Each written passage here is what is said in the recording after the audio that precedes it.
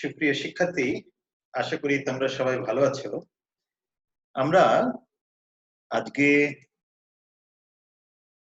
জাতীয় বিশ্ববিদ্যালয়ে অনলাইন ক্লাসে তোমাদেরকে সবাইকে স্বাগত জানাই এবং এই যে করোনাকালীন সময় শিক্ষা কার্যক্রম এটা চলমান রাখার জন্য জাতীয় বিশ্ববিদ্যালয় যে অনলাইন ক্লাসে ব্যবস্থা করেছেন সেখানে যুক্ত হতে পেরে নিজেকে ধন্য এবং আনন্দিত মনে করছি। তোমরা সবাই স্বাস্থ্যবিধি মেনে চলবে। প্রিয় শিক্ষার্থীরা, আজকে আমাদের 10ম ক্লাস। আমরা আজকে বাজার সমূহ ও আয় বা রাজস্ব এই অধ্যায় নিয়ে আমরা আলোচনা করব। তোমরা সবাই জানো যে আমরা ধারাবাহিকভাবে আমাদের সিলেবাসের বিষয়গুলো নিয়ে আমরা আলোচনা করছি। তোমরা সেগুলো দেখছো, শুনছো। এখন আমরা আসি, প্রথমেই আজকে আলোচনার মধ্যে আমাদের কি কি জিনিস আমরা শিখবো, মানে শিখন ফলটা কি, মানে আমরা আজকে ক্লাস শেষে কি কি জানতে পারবো।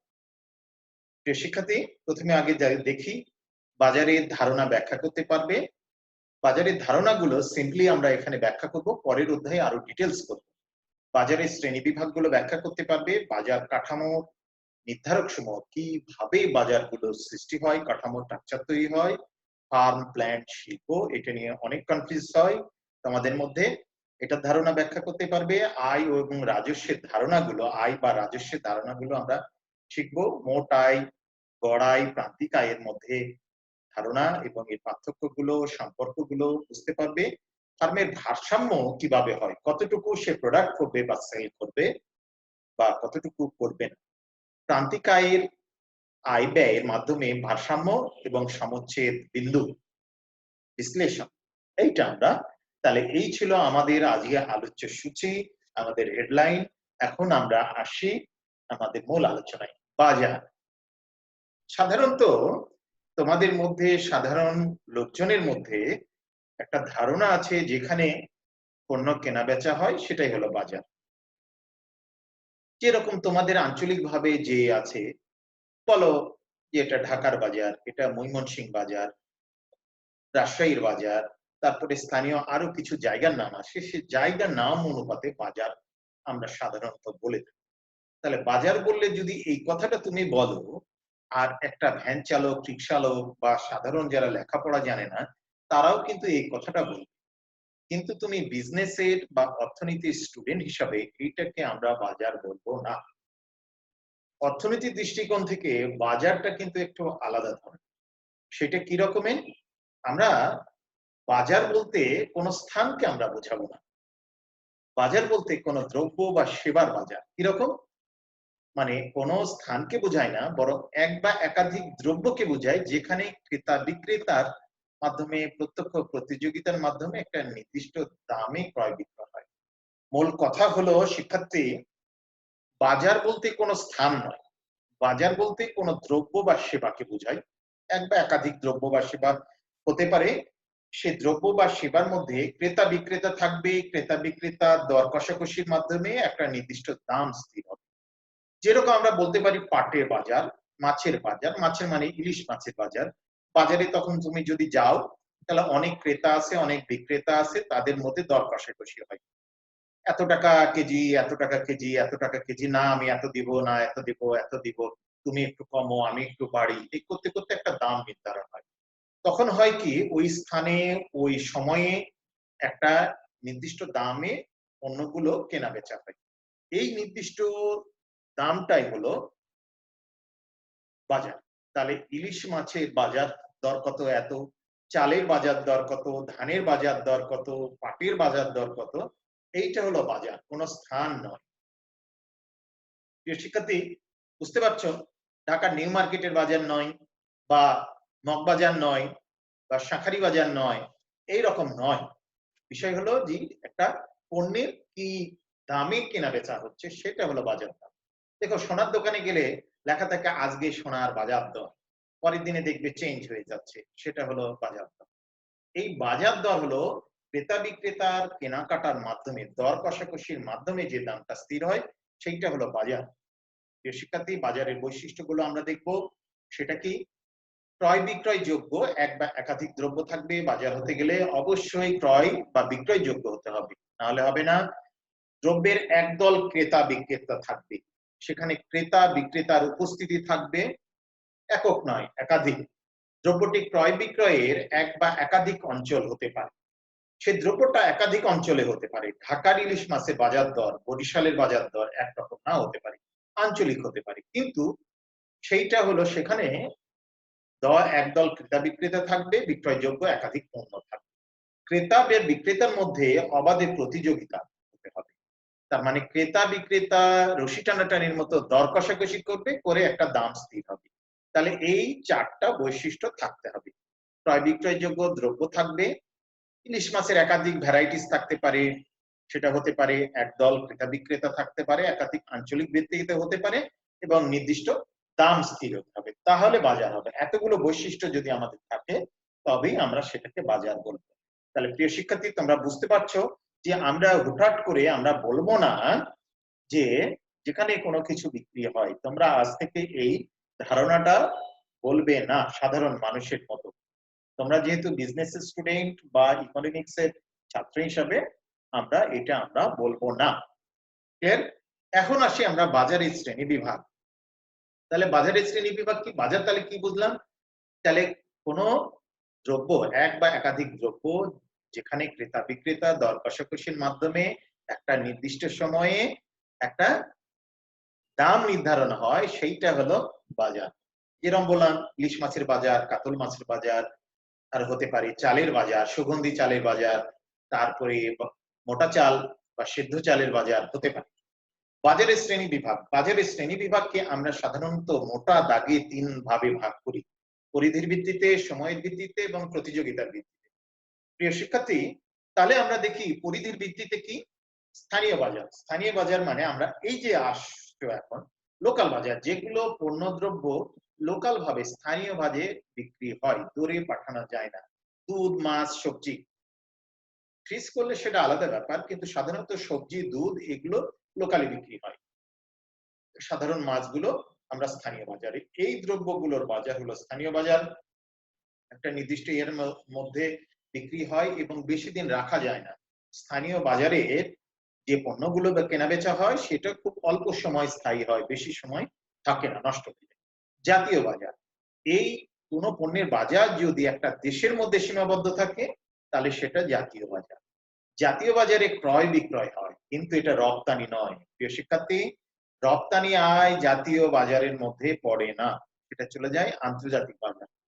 জাতীয় বাজারের মধ্যে ক্রয় বিক্রয়, জাতীয় বাজার মানে আমাদের টোটাল বাংলাদেশের এরিয়ার মধ্যে যে পণ্যগুলো কেনা বেচা হয় সব সমষ্টিকে আমরা জাতীয় বাজার বলি। ঠিক আছে?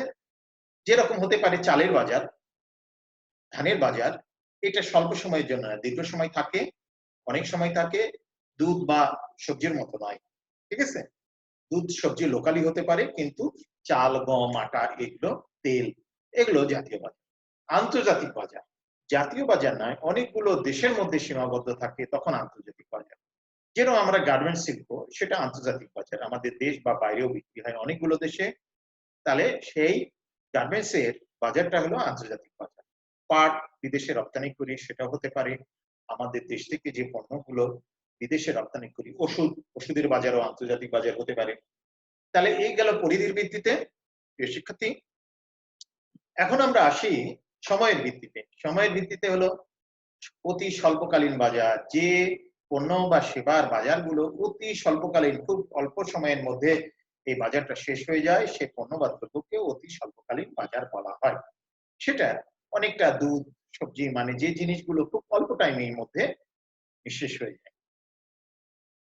স্ট্রিট ফুডের বাজারগুলো স্বল্পকালীন, অতি স্বল্পকালীন গেল, তারপর স্বল্পকালীন। স্বল্পকালীন বাজার যেগুলো 6 মাস, 5-6 মাস পর্যন্ত স্থির থাকে সর্বোচ্চ।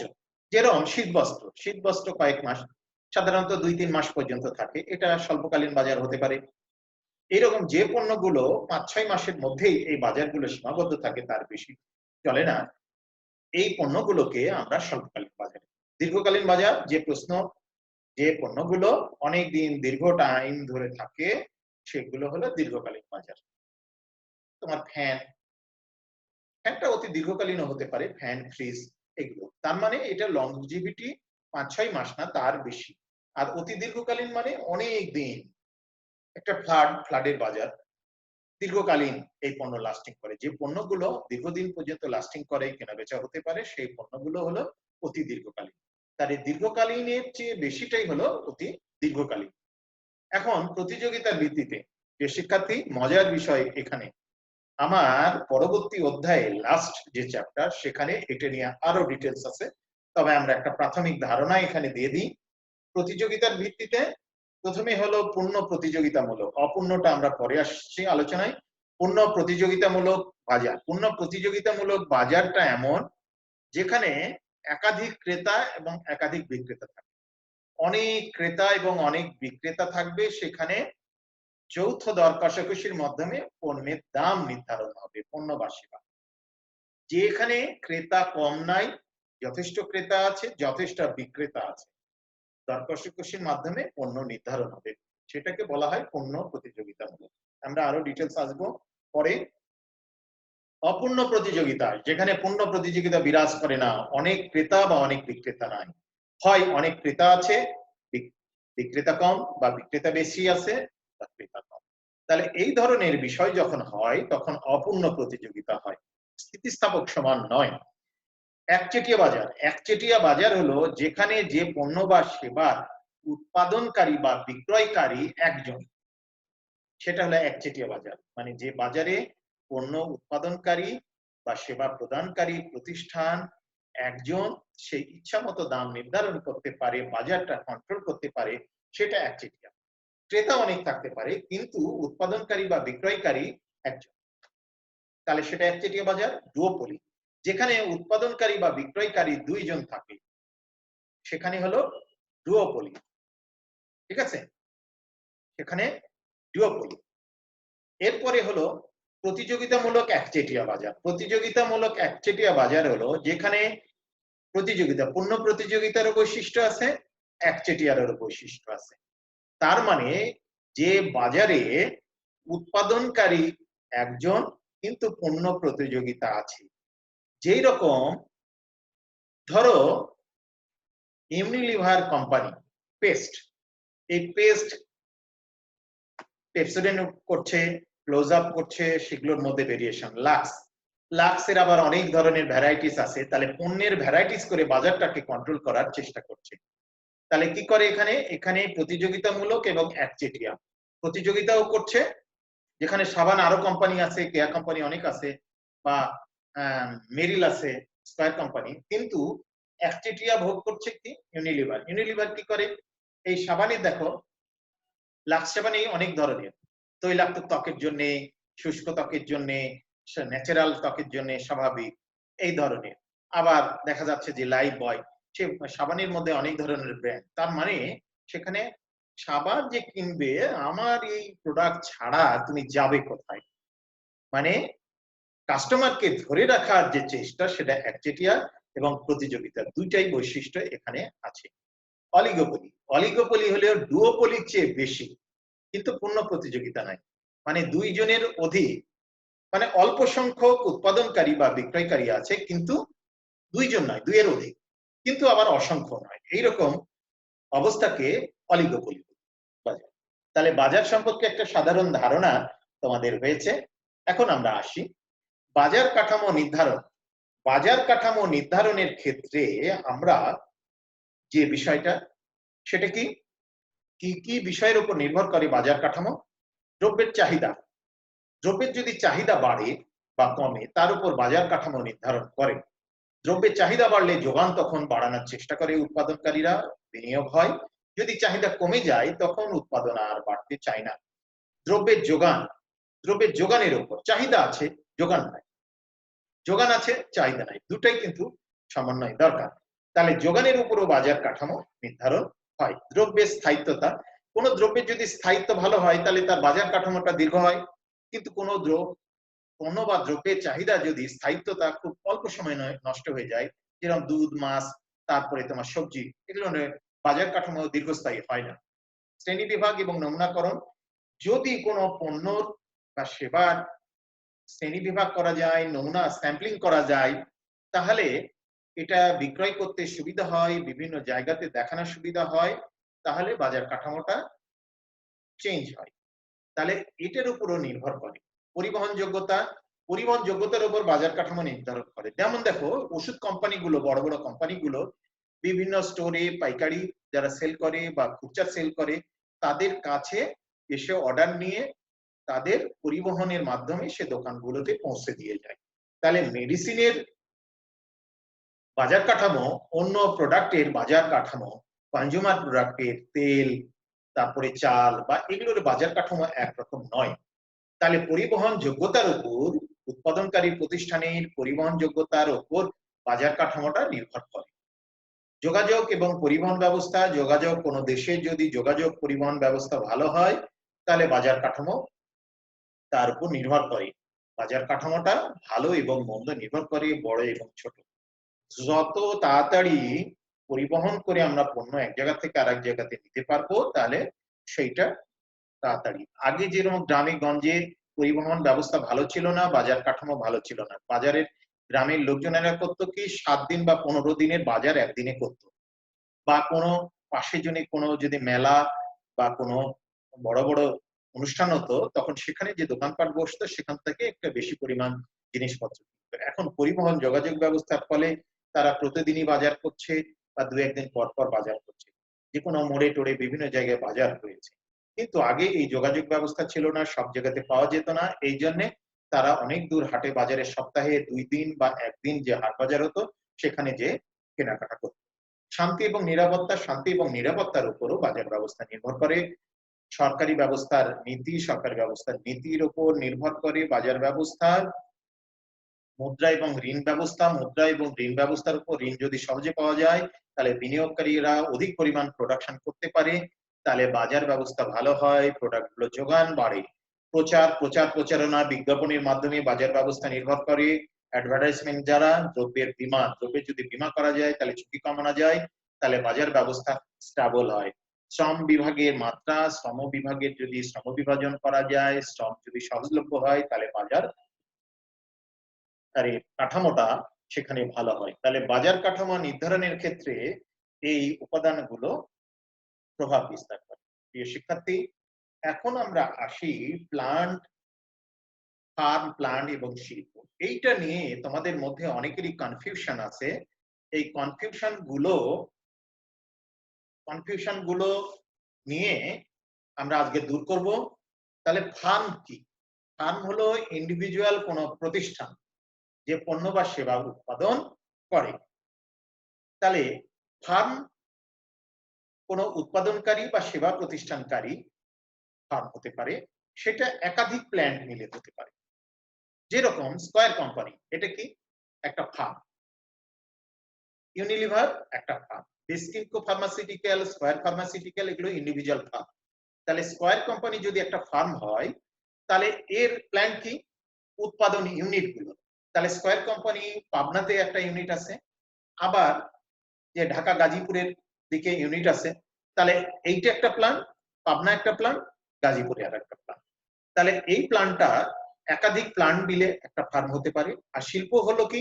শিল্প হলো অনেকগুলো ফার্ম মিলে একটা শিল্প হতে পারে, যেরকম গার্মেন্ট শিল্প, চিনি শিল্প, এরকম হতে পারে। তাহলে বাংলাদেশে যতগুলো গার্মেন্টস কোম্পানি আছে সবগুলো এক একটা ফার্ম। তাহলে সব ফার্ম গুলো মিলে হলো গার্মেন্টস শিল্প। চিনি শিল্প, যতগুলো চিনি কল আছে সরকারি বেসরকারি প্রত্যেকটি একটা করে ফার্ম, আর এই ফার্ম গুলো মিলে হলো একটা শিল্প, চিনি শিল্প।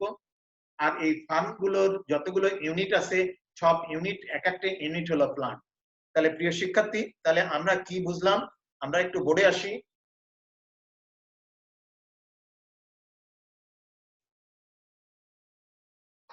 প্ল্যান্ট প্ল্যান্ট এই প্ল্যান্ট, ফার্ম, ফার্ম, শিল্প, শিল্প। প্রিয় শিক্ষার্থী, লক্ষ্য করো, এইটা প্ল্যান্ট নাম্বার 1, প্ল্যান্ট নাম্বার 2, মিলে একটা ফার্ম হতে পারে, দুটো প্ল্যান্ট মিলে বা থার্ড প্ল্যান্ট মিলেও একটা ফার্ম হতে পারে। আর এইরকম একটা ফার্ম 1, এটা ধরো যে স্কয়ার, এটা হলো বেসিম্পো একটা ফার্ম। এইরকম যতগুলো ফার্ম আছে সব ফার্ম মিলে একটা হলো শিল্প। যেমন ওষুধ শিল্প, আমরা যখন বলি যদি ওষুধ শিল্প একটা শিল্প, তার আন্ডারে স্কয়ার কোম্পানি আছে, বেসিম্পো আছে, অপসোনিন আছে, এরকম যতগুলো কোম্পানি আছে প্রত্যেকটি এক একটি হলো ফার্ম। আর একটা ফার্মে ধরো স্কয়ারে 3টা প্লান্ট আছে, কারখানা আছে, তাহলে 3টা প্লান্ট মিলে স্কয়ার কোম্পানি। বেসিম্পো 2টা বা একটা আছে সেইটা, কারো একটা প্লান্ট থাকতে পারে, 2টা 3টা 4টা 5টা বিভিন্ন। তাহলে প্লান্ট হলো এক একটা ইউনিট, উৎপাদন ইউনিট, যেটা ফার্মের আন্ডারে চলে। তাই একাধিক প্লান্ট মিলে ফার্ম হতে পারে এবং অনেকগুলো ফার্ম মিলে একটা শিল্প হয়। যে চিনিকল শিল্প, পাটকল শিল্প, পাট শিল্প। তাহলে পাটকল এক একটা কল হলো ফার্ম, আর ওই পাটকলের ওই কোম্পানির আন্ডারে যতগুলো প্লান্ট আছে সেগুলো একটা প্লান্ট, মানে উৎপাদন ইউনিট আছে সেগুলো হলো প্লান্ট। একটা গার্মেন্টস শিল্প হতে পারে, গার্মেন্টস এর এক একটা কারখানা হলো প্লান্ট, আর টোটাল কোম্পানিটা হলো ফার্ম। অনেকগুলো গার্মেন্টস কোম্পানি মিলে সেটা হয় কি শিল্প। ক্লিয়ার? প্রিয় শিক্ষার্থী, আমরা তাহলে এই জিনিসটা আমাদের ক্লিয়ার হয়েছে, ফার্ম, প্লান্ট এবং শিল্প। আমরা আসি রাজস্ব, আয় বা রাজস্ব। তার মানে আমরা যে পণ্য উৎপাদন করব সেটা বিক্রয় করে যে অর্থ উপার্জন করে একটি ফার্ম, সেটাই বলে আয় বা রাজস্ব। মূল বিষয়টা কি হলো, কোন কোম্পানি বা ফার্ম যে পরিমাণ পণ্য বিক্রয় করে, উৎপাদিত পণ্যের যেটুকু বিক্রয় করে যে অর্থ উপার্জন করে সেটাই হলো তার আয় বা রাজস্ব। এটা 3 ধরনের হতে পারে, মোট আয়, গড় আয়, প্রান্তিক আয়। এ আয়ের ধারণা। তাহলে আমরা আসি এই মোট আয়, গড় আয় এবং প্রান্তিক আয়ের ধারণাগুলো আমরা এখন ব্যাখ্যা করব। তাহলে মোট আয় কি? মোট আয় হলো, মোট আয় কোন নির্দিষ্ট সময়ে বা নির্দিষ্ট দামে ফার্ম যে পরিমাণ উৎপাদিত দ্রব্য বিক্রি করে তার করার পর যে টাকাটা পায় সেটা হলো মোট আয়। তার মানে একটা নির্দিষ্ট সময়ে নির্দিষ্ট দামে যে পরিমাণ দ্রব্য বিক্রয় করে সেখান থেকে বিক্রি থেকে বিক্রয়কৃত প্রাপ্ত অর্থটা হলো তার মোট আয়। মানে টোটাল বিক্রয় করে যতটুকু বিক্রয় করেছে সেখান থেকে যে টাকাটা পেয়েছে সেটাই হলো তার মোট আয়। তাহলে মোট আয় পাবো কি? প্রতি এককের দাম এবং বিক্রয়ের পরিমাণ। পার ইউনিট কত করে বিক্রয় করেছি, যদি 5 টাকা বিক্রি করি তাহলে 1000 ইউনিট করলে তাহলে 5000, এইভাবে বাড়তে থাকে। গড় আয় কি? মোট আয়কে মোট বিক্রয়ের পরিমাণ দ্বারা যদি আমরা বিক্রয় করি সেটা হলো গড় আয়। এখন ব্যাপারটা হলো সবসময় তো আমাদের একই দামে বিক্রয় হয় না, সবসময় আমাদের একই দামে বিক্রয় হয় না, কোথাও বিভিন্ন দামে বিক্রয় হয়। এই জন্য টোটাল দামকে টোটাল কোয়ান্টিটি দ্বারা ভাগ করলে বিক্রয় পরিমাণ, তাহলে গড় আয় পাবো। তাহলে প্রান্তিক আয়, প্রান্তিক আয়টা কি? মোট আয়ের পরিবর্তনের ফলে, মোট বিক্রয়ের পরিবর্তনের ফলে মোট আয়ের পরিবর্তন কতটুকু হয়েছে। মানে আমরা যে বিক্রয় অতিরিক্ত একক ইউনিট যদি আমরা বিক্রয় করি তাহলে এই বিক্রয়ের ফলে আমাদের যে মোট আয়ের পরিবর্তন ঘটেছে সেইটা। তাহলে এটা কিভাবে করা যায়?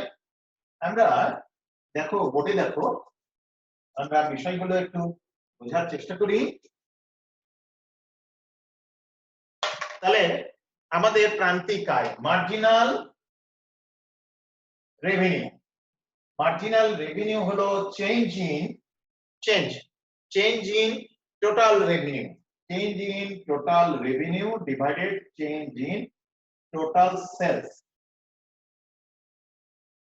সেলস কোয়ান্টিটি, টোটাল বিক্রয়ের পরিমাণ। তাহলে টোটাল সেলসের যে পরিমাণ বিক্রয় চেঞ্জ হয়েছে তার দ্বারা টোটাল ইনকাম কিরকম পরিবর্তন হচ্ছে। তার মানে অতিরিক্ত একক আমরা যদি বিক্রয় করি, আগে 10,000 একক বিক্রি করতাম, এখন 10,001 ইউনিট, এর ফলে আমার অতিরিক্ত আয় কতটুকু হয়েছে সেইটাই হলো প্রান্তিক আয়।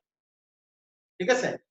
তাহলে এই যে চেঞ্জিং মানে আমার বিক্রয় বাড়লে প্রতি ইউনিট বিক্রয়ের ফলে মোট আয়ে কি পরিবর্তন ঘটছে সেটা মেজারমেন্ট হলো প্রান্তিক আয়। এখানে দেখো এইটাকে আবার ডিফারেন্সিয়েশন করে করা যায়, এই যে আর রেভিনিউ সমান এফ কিউ কোয়ান্টিটি, তাহলে এই ইকুয়েশনকে মার্জিনাল রেভিনিউ হলো ডিআর ডিকিউ, কিউ এর সাপেক্ষে রেভিনিউকে আমরা ডিফারেন্সিয়েশন করলে এইরকম হয়। এইটা তোমরা যখন বিজনেস ম্যাথ করবে, তো বিজনেস ম্যাথের এইভাবে অঙ্কগুলো করতে হয়, ডিফারেন্সিয়েশন এবং ইন্টিগ্রেশন আছে ওখানে শিখবে। এখানে দেখাতে গেলে তোমরা যারা বোঝো না, তারা সায়েন্স ব্যাকগ্রাউন্ড নও, মানে উচ্চ মাধ্যমিকে যাদের উচ্চতর গণিত ছিল না, তাদের এই জিনিসগুলো বুঝতে অনেকটা অসুবিধা হবে এখন। এই জন্য ওইভাবে আমি আর বিশ্লেষণ করছি না, আমি সরাসরি চিত্রের এবং গ্রাফিক্যালি বা এইভাবে আমরা দেখানোর চেষ্টা করছি। তাহলে টোটাল সেলসের যে পরিবর্তন, সে পরিবর্তনের ফলে টোটাল আয়ের কি রকম পরিবর্তন হচ্ছে সেটা মেজারমেন্টই হলো আমরা মার্জিনাল ইনকাম, আয়। তাহলে প্রিয় শিক্ষার্থী, আমরা এখন দেখি মোট আয়, গড় আয় এবং প্রান্তিক আয়ের মধ্যে সম্পর্ক। আমরা তো ধারণাটা পেলাম। তাহলে প্রিয় শিক্ষার্থী দেখো, এখানে দুটো চিত্র দেওয়া আছে, চিত্রটা খুবই তাৎপর্যপূর্ণ। তোমরা যদি বোঝো তাহলে আর কোনোদিনই ভুল হবে না। এবং এই চিত্রটা কোথায় থেকে নিয়েছি, নিচে ওয়েবসাইট দেওয়া আছে, ওয়েবসাইটের ঠিকানা, সেখান থেকে একটু আমি এডিট করেছি। দেখো এখানে এই যে আমি দেখো কার্সার দিচ্ছি, এই যে এ আর এখানে আর এখানে। এখন প্রিয় শিক্ষার্থী দেখো, বাম পারের চিত্রটা আগে দেখো, আমাদের মোট আয় রেখা আস্তে আস্তে বাড়ছে বাড়ছে বাড়ছে, এই যে এই জায়গাতে যে আমাদের কি হয়েছে, আস্তে আস্তে কমে যাচ্ছে। তাহলে টোটাল রেভিনিউ প্রথম দিকে বাড়তে থাকে একটা নির্দিষ্ট লেভেলে যাওয়ার পর, তারপর আর যতই আমরা বিক্রয় বাড়াই না কেন, টোটাল রেভিনিউ আর আমাদের বাড়ে না। এখন এই টোটাল রেভিনিউ এর যখন আমরা গড় করব, এই রেখা টিআর রেখা, তখন গড় দেখো এই যে এ আর রেখা, এই যে রেখাটা ইন্ডিকেশন করে দিয়েছি যে পিঙ্ক কালার দিয়ে, এই যে পিঙ্ক কালার দিয়ে, এই যে এখান থেকে এটা হলো এভারেজ রেভিনিউ রেখা, মানে গড় আয় রেখা। আর এইটা হলো কি, এইটা রেড মার্ক করে দেওয়া আছে মার্জিনাল রেভিনিউ।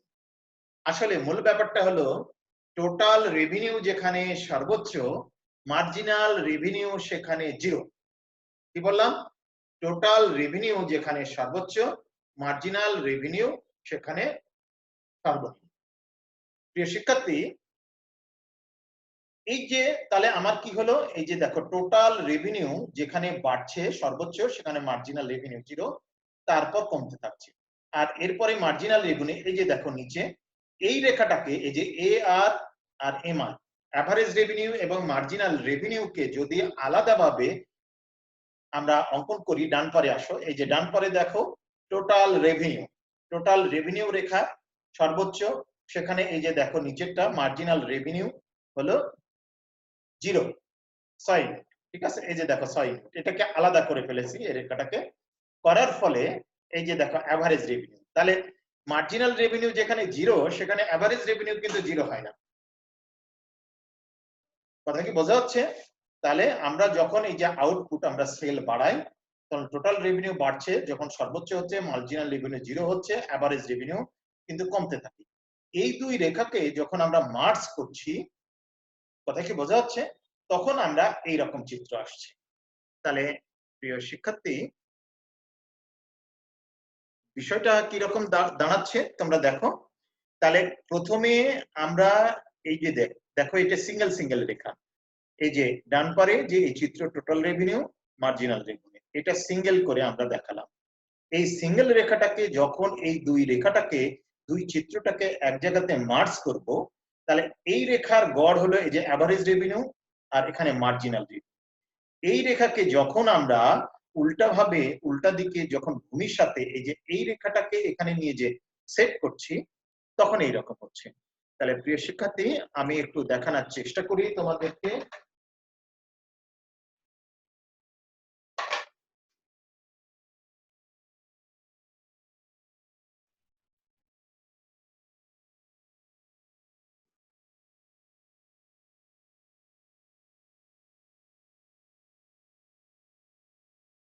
প্রিয় শিক্ষার্থী, ও এক্স ওয়াই, তাহলে দেখো এইরকম যদি হয়, এটা টোটাল রেভিনিউ রেখা হয়, তাহলে এটা সর্বোচ্চ,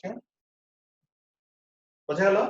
তাহলে এইখান থেকে এটা সর্বোচ্চ, তাহলে এই রেখার গড় এরকম হবে, মার্জিনাল এইটা এভারেজ রেভিনিউ, এইটা হলো কি হবে মার্জিনাল রেভিনিউ, এইটা হলো একটাতে যদি আমরা দেখাই। এখন এই দুই রেখা যদি আমরা এদিকে এটাকে উল্টাভাবে দিই, সিঙ্গেল ভাবে এটাকে যদি আমরা এইদিকে প্রকাশ করি, তাহলে দেখো এটা এই মার্জিনাল রেভিনিউটা এইরকম হবে আর এভারেজ রেভিনিউটা এরকম। তাহলে প্রথমে চিত্র দেখে অনেকটা হিজিবিজি মনে হচ্ছিল, কিন্তু দেখো ঘটনাটা কি। প্রথমে আমাদের কি ছিল, আমাদের সিঙ্গেল ছিল টোটাল রেভিনিউ রেখা, বোঝা যাচ্ছে, আর এখানে ছিল আমাদের এটা মার্জিনাল রেভিনিউ আর এভারেজ রেভিনিউ এইরকম ছিল। এই রেখাটা ছিল এই রেখা এবং এই রেখা, এটা টোটাল রেভিনিউ রেখা, টোটাল রেভিনিউ রেখা। তাহলে এই যে এই রেখা আর এই যে এই চিত্রটাকে এখানে আমরা মার্জ করে দিয়েছি। মার্জ করে দেওয়ার ফলে যখন আমরা প্রথমে দেখালাম এটা এই রেখা আর এই রেখাটাকে উল্টা যখন এইদিকে দিয়ে দিচ্ছি আমরা বোঝার সুবিধার্থে, তখন এই যে এখানে ছিল।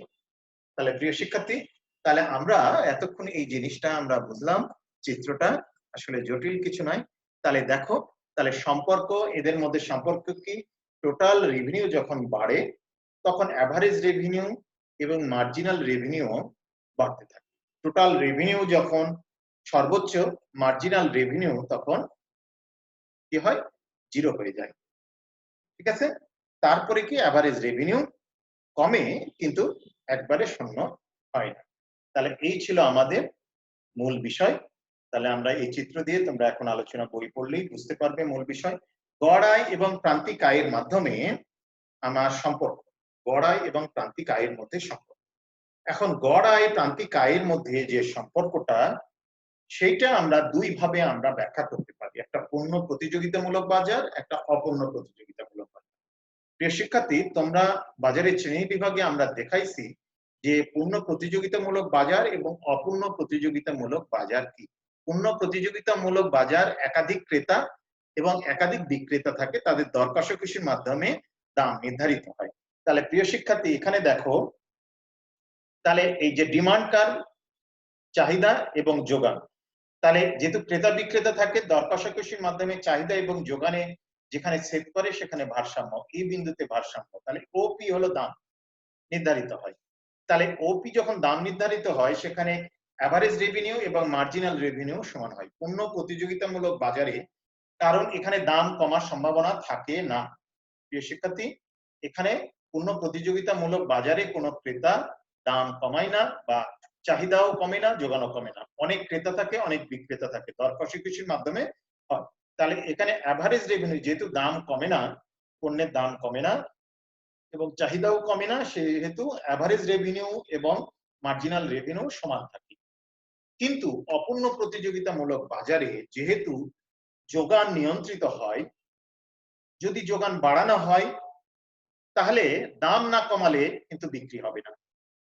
যদি একাধিক পূর্ণ প্রতিযোগিতা যেহেতু নয়, বহু পরিমাণ অসংখ্য ক্রেতা এবং অসংখ্য বিক্রেতা থাকে না, না থাকার জন্য যদি আমরা উৎপাদনকারীরা পণ্য বিক্রি করতে চাই অধিক পরিমাণ, তাহলে পণ্যের কি হয়, পণ্যের যখন দাম কমাতে হয়, পণ্যের দাম কমালে হলে কি হলো, পণ্যের দাম যখন কমাই পার ইউনিট, তাহলে মার্জিনাল রেভিনিউটা কমতে থাকে। তাহলে যে সেখানে এভারেজ রেভিনিউ এবং মার্জিনাল রেভিনিউ এক হয় না। ধরো এই কলমের দাম 35 টাকা, অতিরিক্ত একক বিক্রি যখন বিক্রি বাড়াতে চাইলে তখন 35 টাকাতে হয় না, 30 টাকাতে। তাহলে অতিরিক্ত একক কি হলো, আগে 35 টাকায় বিক্রি করতো, এখন 30 টাকায়। তাহলে মার্জিনাল রেভিনিউ কি কমে যাবে, অতিরিক্ত এককের আমরা দাম সমান পাচ্ছি না। যদি 35 টাকা জিনিস 35 টাকাতেই আবার নিতে হয়, সবসময় দাম ফিক্স থাকে পূর্ণ প্রতিযোগিতায়, সেখানে এভারেজ রেভিনিউ এবং মার্জিনাল রেভিনিউ সমান হয়ে যায়। কিন্তু অপূর্ণ প্রতিযোগিতামূলক বাজারে অতিরিক্ত একক বিক্রির জন্য দাম কমাতে হয়, দাম কমানোর জন্য তার মার্জিনাল রেভিনিউটা কমে যায়। ঠিক আছে, তখন মার্জিনাল রেভিনিউ আর এভারেজ রেভিনিউ আর সমান থাকে না। এই হলো সম্পর্ক প্রিয় শিক্ষার্থী। এখন ফার্মের ভারসাম্য আমরা কিভাবে নির্ধারিত হবে সেটা আমরা দেখি। ফার্মের ভারসাম্য এমন কিছু নয় যেখানে ফার্মের মুনাফা সর্বোচ্চ হবে। ফার্মেরা কি মুনাফা অর্জনের লক্ষ্যেই তো তারা ব্যবসা করে। যেখানে ফার্মের মুনাফা সর্বোচ্চ থাকবে সেখানে তার ভারসাম্য, সে পরিমাণ তারা বিক্রি করবে এবং উৎপাদন করবে, তার কম নয় বেশি নয় সেখানে, তাহলে তার প্রফিটটা ম্যাক্সিমাইজ হবে। তাহলে অনুমিত সত্যগুলো কি? ফার্ম একটি মাত্র পণ্যদ্রব্য উৎপাদন করবে। আসলে বাস্তবে ফার্ম একটি পণ্য উৎপাদন করে না, কিন্তু এই তত্ত্বে বলা হয়েছে কি ফার্ম একটি মাত্র পণ্য উৎপাদন করবে। উৎপাদক বিচার বুদ্ধি সম্পন্ন, যারা উৎপাদন করবে প্রোডাকশন করে তারা চিন্তা ভাবনা করে বুদ্ধিমান বিচার বুদ্ধি করে উৎপাদন করবে। উৎপাদকের লক্ষ্য হলো মুনাফা সর্বোচ্চ। যদি তার মুনাফার মূল টার্গেট না হয়, বেশি বেশি নিতে না চায়, তাহলে এই তত্ত্ব কাজে লাগবে না। সামাজিক কল্যাণের কথা যদি ভাবে তাহলে হবে না। প্রতিষ্ঠানটি উৎপাদনের মূল্য দেওয়া থাকবে, প্রতিষ্ঠানটি উৎপাদনের মূল্য দেওয়া থাকবে, উৎপাদনের মূল্য কত, কস্ট কত সেটা থাকবে। ফার্ম যতদূর সম্ভব কম খরচে উৎপাদন করবে, মিনিমাম কস্টে উৎপাদন করবে, প্রোডাকশন কস্ট কম ব্যবহার। এখন মোট আয় মোট ব্যয়ের মধ্যে ফার্মের ভারসাম্য। মোট আয় এবং ব্যয়ের মাধ্যমে আমরা ভারসাম্য কিভাবে নির্ধারণ করব সেটা আমরা দেখি। মোট আয় এবং ব্যয়ের মাধ্যমে ভারসাম্য নির্ধারণ করতে গেলে দুটো জিনিস খুব গুরুত্বপূর্ণ। মুনাফা যেখানে সর্বোচ্চ সেখানে ভারসাম্য নির্ধারিত হবে, আর যেখানে মুনাফা সর্বোচ্চ এবং মোট আয় এবং মোট ব্যয়ের মধ্যে ব্যবধান যেখানে বেশি। ঠিক আছে? তাহলে প্রিয় শিক্ষার্থী, এখানে সামনে দেখো স্লাইডে একটা আমরা চিত্র দেখো, এই যে টোটাল রেভিনিউ রেখা, প্রথমে কম কস্ট। তাহলে প্রথম দিকে যখন প্রোডাকশন ফার্ম তৈরি করে তখন কি হয়, তার ব্যয় বেশি থাকে, যে বিক্রি করে সেখান থেকে তার কস্ট নিবারণ হয় না, মানে তার ব্যয় উত্তোলন হয় না। কিছুদিন পরে তখন লাভ করতে থাকে, তখন রেভিনিউ রেখা উপর দিয়ে চলে। তাহলে এই যে এই বিন্দুতে দেখো তার মুনাফা সর্বোচ্চ, এবং এই যে কস্ট রেখা বি বিন্দু হলো কস্ট রেখা, তাহলে এই বি বিন্দু থেকে এই বিন্দুর ডিফারেন্সটা হলো সর্বোচ্চ। তাহলে আমাদের দুটো জিনিস লক্ষণীয়, যেখানে রেভিনিউ সর্বোচ্চ এবং রেভিনিউ এবং কস্টের মধ্যে ডিফারেন্স সর্বোচ্চ, সেখানে ভারসাম্য। তাহলে ও এস পরিমাণ যদি উৎপাদন এবং বিক্রয় করে তাহলে এই ফার্মের মুনাফা সর্বোচ্চ হবে, কিন্তু তারপর যদি যায় তাহলে হবে না। তো দেখো N1 এ রেভিনিউ এবং কস্ট সমান হয়ে গেছে, তাহলে এখানে প্রফিট হবে না। এখানেও আবার এন বিন্দুতেও আবার রেভিনিউ কস্ট সমান হবে না। এস বিন্দুতে কি হয়েছে, এস এস এসে এসে কি হয়েছে, আমাদের কস্ট বি পরিমাণ আর আমাদের ইনকাম এ বিন্দু পরিমাণ। তাহলে আমাদের এই যে এ বি পরিমাণ আমাদের মুনাফা। প্রিয় শিক্ষার্থী, আমরা একটু স্লাইড ইয়েতে যাই, বোর্ডে যাই, আমরা দেখি। প্রিয় শিক্ষার্থী,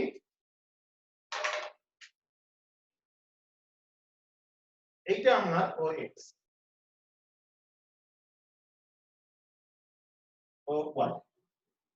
তাহলে আমরা দেখো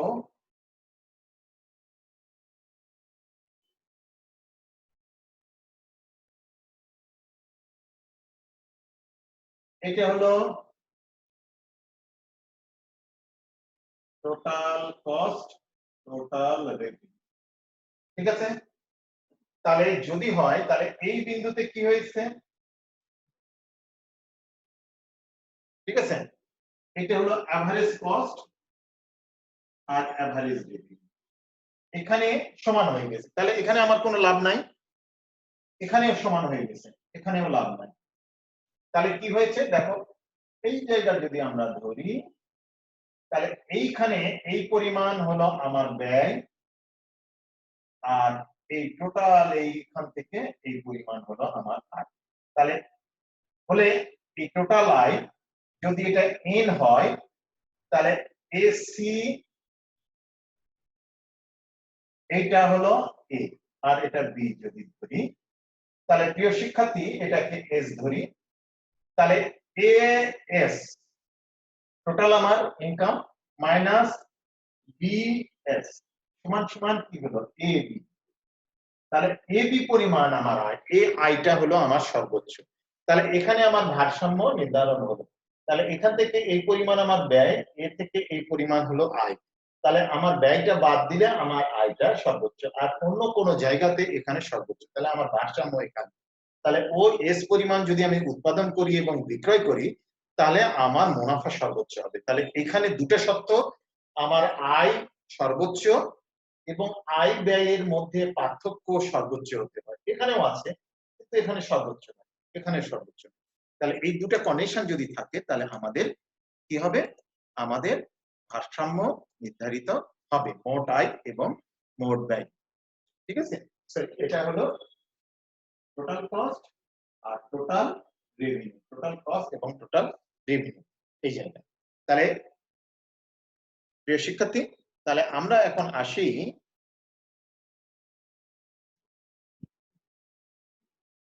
প্রান্তিক আয় এবং প্রান্তিক ব্যয় বিশ্লেষণের মাধ্যমে ভারসাম্য। এটা আমরা কি করে করব, এটা আমরা দেখছি। প্রিয় শিক্ষার্থী, আমরা প্রান্তিক আয় মার্জিনাল রেভিনিউ এবং মার্জিনাল কস্টের মাধ্যমে ভারসাম্য কি আগে দেখলাম, টোটাল কস্ট এবং টোটাল রেভিনিউর মাধ্যমে ভারসাম্য। আর প্রিয় শিক্ষার্থী, এখন আমরা মার্জিনাল রেভিনিউ এবং মার্জিনাল কস্টের মাধ্যমে আমরা দেখব। তাহলে দেখো, এখানে ভারসাম্য দুইটা যখন সেট করবে, তাহলে প্রান্তিক আয় মার্জিনাল রেভিনিউ এবং মার্জিনাল কস্ট যেখানে সেট করবে, সেখানে ভারসাম্য নির্ধারিত হবে। এই নির্ধারিত হওয়ার ক্ষেত্রে আমাদের কন্ডিশন গুলো কি, আমাদের কন্ডিশন গুলো দেখো, মার্জিনাল রেভিনিউ মার্জিনাল কস্ট সমান হতে হবে যেখানে সেট করবে, আর মার্জিনাল কস্ট রেখা নিচের দিকে, আর মার্জিনাল নিচের দিক থেকে উপর দিকে ছেদ করবে, উপর দিক থেকে নিচের দিকে নয়। তাহলে মার্জিনাল কস্ট প্রান্তিক ব্যয় রেখা মার্জিনাল রেভিনিউ রেখাকে নিচের দিকে, এই যে দেখো মার্জিনাল কস্ট রেখা নিচের দিক থেকে মার্জিনাল রেভিনিউ রেখাকে ছেদ করেছে। তাহলে এই যে ই বিন্দুটা হলো ভারসাম্য। তাহলে ই বিন্দুতে মার্জিনাল কস্ট আর মার্জিনাল রেভিনিউ সমান, এবং মার্জিনাল কস্ট রেখা মার্জিনাল রেভিনিউ রেখাকে উপর দিক নিচের দিক থেকে উপর দিকে ছেদ করেছে। যখন এখন এই চিত্রটা আমরা বুঝি, তাহলে প্রিয় শিক্ষার্থী দেখো, এইটা হলো আমাদের এভারেজ রেভিনিউ, এভারেজ কস্ট রেখা, এভারেজ রেভিনিউ, এভারেজ কস্ট। আর মার্জিনাল রেভিনিউ কি হয়, এভারেজ রেভিনিউ এর চেয়ে মার্জিনাল রেভিনিউ আস্তে আস্তে কমতে থাকে, একটা সময় জিরো হয়ে যাবে এখানে এসে যদি স্পর্শ করে। আর মার্জিনাল কস্ট রেখাও বাড়তে থাকে, আস্তে আস্তে বাড়তে বাড়তে চলে যায়। তাহলে মূল ব্যাপারটা হলো যে মার্জিনাল কস্ট মার্জিনাল রেভিনিউ যেখানে সেট করেছে সেখানে ভারসাম্য নির্ধারণ হয়েছে। যদি তাহলে কি হলো, এই যে ই, তাহলে ও এম পরিমাণ যদি আমি উৎপাদন করি এবং বিক্রয় করি, তাহলে আমার মুনাফা সর্বোচ্চ হবে, ভারসাম্য নির্ধারণ। যদি না হয়, তাহলে ও এম পরিমাণ হলে আমার এভারেজ রেভিনিউ কত হবে, এই যে কিউ, কিউ পরিমাণ আমার হবে, আর কস্ট কত হবে ডি। তাহলে আমার কি ছিল, আমার আগের বার দেখেছি আমার রেভিনিউ এবং কস্টের মধ্যে ডিফারেন্স, এই যে এভারেজ রেভিনিউ হলো এই গোটাটা ও এম, আর কস্ট হলো ডিএম। তাহলে এই যে ও ডি পরিমাণ আমার কিন্তু রেভিনিউ থাকছে, সর্বোচ্চ থাকছে, অন্য জায়গায় কিন্তু সেটা থাকছে না। আরো ব্যাপার, যদি ও এম এর চেয়ে যদি আমি প্রোডাকশন কমায় দিই, তাহলে কি হলো, প্রোডাকশন কমায় দিলে আমি দেখো এই যে ও আর পরিমাণ আমার কস্ট, কস্ট কিন্তু কম হচ্ছে না, ও আর পরিমাণ কস্ট, আর এই যে আমার রেভিনিউ, রেভিনিউটাও কিন্তু এই যে জি পরিমাণ থেকে যাচ্ছে, আমার হচ্ছে না। তাহলে মার্জিনাল এটা ভারসাম্য হচ্ছে না, তার মানে আমার যে হারে আয় করার কথা সেই হারে হচ্ছে না।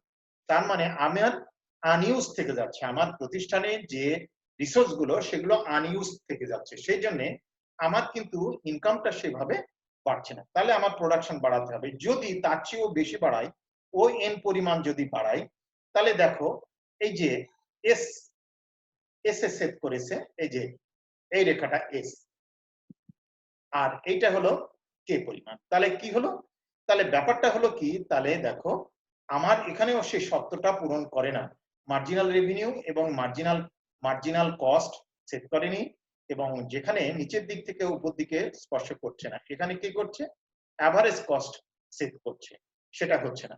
তাহলে আমরা কি করব, মার্জিনাল রেভিনিউ যতক্ষণ বড় আছে মার্জিনাল কস্টের থেকে, ততক্ষণ আমরা প্রোডাকশনটা ইনক্রিজ করব। কিরকম? এই যে দেখো মার্জিনাল রেভিনিউ যখন উপর দিকে যাচ্ছে এই পর্যন্ত আমরা প্রোডাকশন ইনক্রিজ করবো, তার উপর আর যাবো না। আর মার্জিনাল কস্ট যখন বেড়ে যাচ্ছে, এর উপর বেড়ে যাচ্ছে, তখন যদি আমরা প্রোডাকশন ইনক্রিজ করতে থাকি তাহলে আমার লস হবে। তার মানে আমরা এই OM পরিমাণের বেশি আমরা উৎপাদন করব না। প্রিয় শিক্ষার্থী, তাহলে আমরা এই জিনিসটা বুঝতে পেরেছো? মোট কথা হলো আমাদের দুটো সত্য, মার্জিনাল রেভিনিউ এবং মার্জিনাল কস্ট যদি সমান হয় সেখানে ভারসাম্য হবে। আর মার্জিনাল কস্ট রেখা মার্জিনাল রেভিনিউকে নিচের দিক থেকে সেট করবে। একটু আমরা বোর্ডে আসি, তাহলে আমরা ব্যাপারটা ক্লিয়ার হয়ে যাব।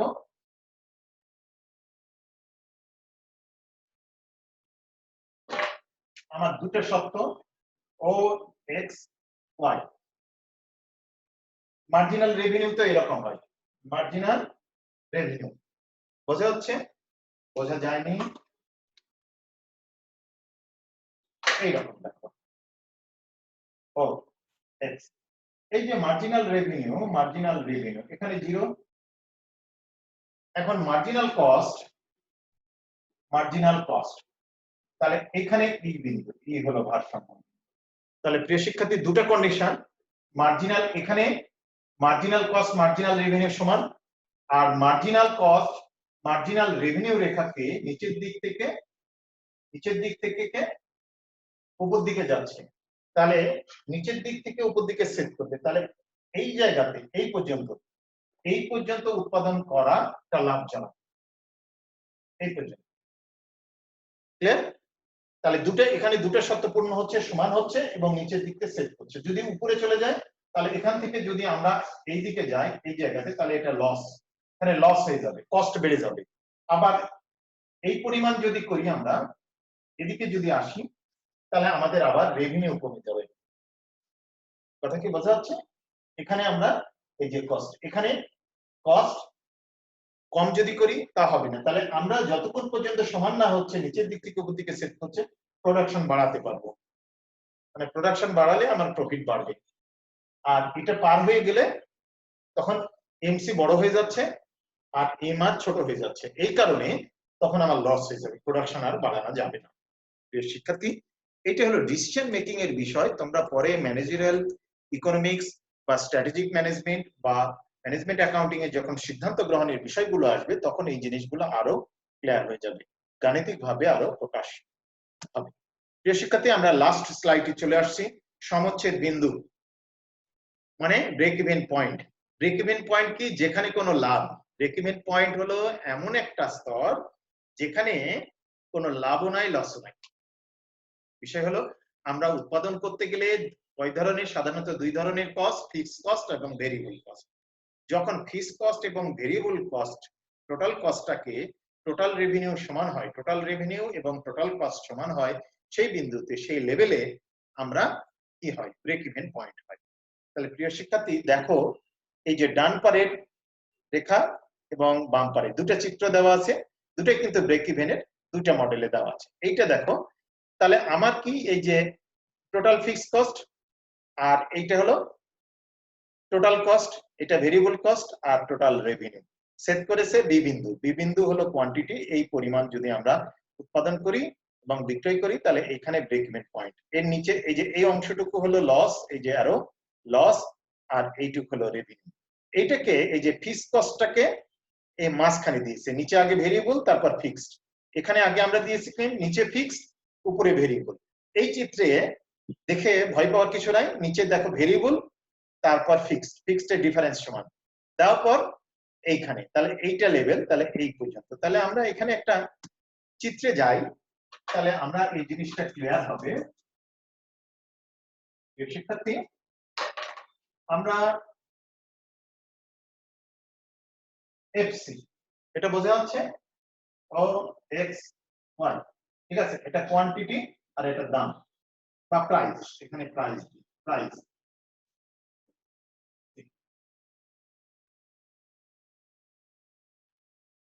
Total cost. প্রিয় শিক্ষার্থী, তাহলে বোঝা গেছে? তাহলে মূল বিষয়টা হলো ও এক্স। তাহলে প্রিয় শিক্ষার্থী, এটা হলো ফিক্সড কস্ট আর এইটুক হলো আমার ভেরিয়েবল কস্ট, এটা হলো ভিসি, ঠিক আছে? আর এইটুক হলো ফিক্সড কস্ট, আর এই টোটালটাই হলো টোটাল কস্ট। এটা কি বোঝা গেল? বোঝা গেল। এই টোটালটাই হলো টোটাল কস্ট। তাহলে এই দুটো মিলে টোটাল কস্ট। আর আমাদের রেভিনিউ এখান থেকে শুরু হয়, সেলস রেভিনিউ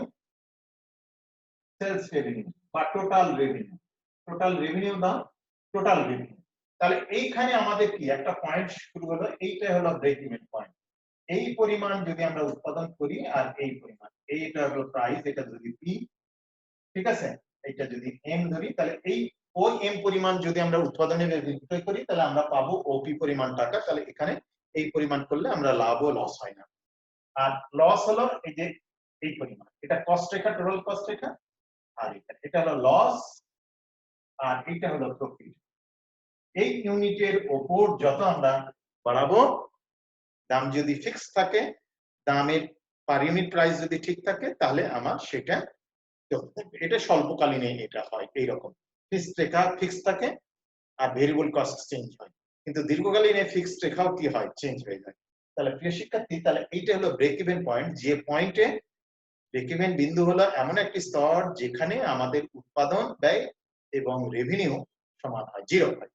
তাহলে এখানে কি হয়, কস্ট এবং ইনকাম দুটাই আমাদের সমান হয়। প্রিয় শিক্ষার্থী, আমরা একবারে আলোচনার শেষ প্রান্তে চলে এসেছি। তাহলে আমরা আজকে কি কি আলোচনা করলাম আমরা একটু রিভিউ করে নিই, দেখে নিই স্লাইড গুলো।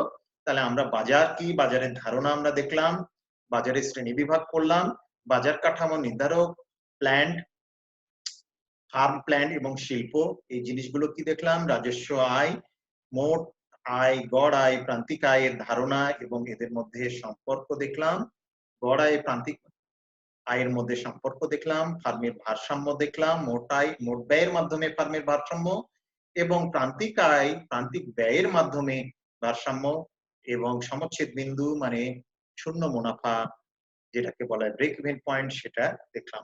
প্রিয় শিক্ষার্থী, তথ্যসূত্র দেওয়া আছে, তোমরা যে কোনো বই থেকে এটা দেখতে পারো, অসুবিধা নাই। তাহলে প্রিয় শিক্ষার্থী, আমরা আলোচনার শেষ প্রান্তে চলে আসছি। আমাদের আজকের যেটুকু আয়োজন ছিল আমরা আলোচনা শেষ। আমরা সামনের দিনে আমরা লাস্ট চ্যাপ্টার পড়ব। লাস্ট চ্যাপ্টারের জন্য দুটো ক্লাস বরাদ্দ আছে। আমরা সামনের দিনে নতুন অধ্যায় নিয়ে, নতুন টপিক নিয়ে আমরা আলোচনা করব। তোমরা সুস্থ সুন্দর স্বাভাবিক থাকো, ভালো থাকো। আবার সামনের দিনে দেখা হবে। ধন্যবাদ সবাই।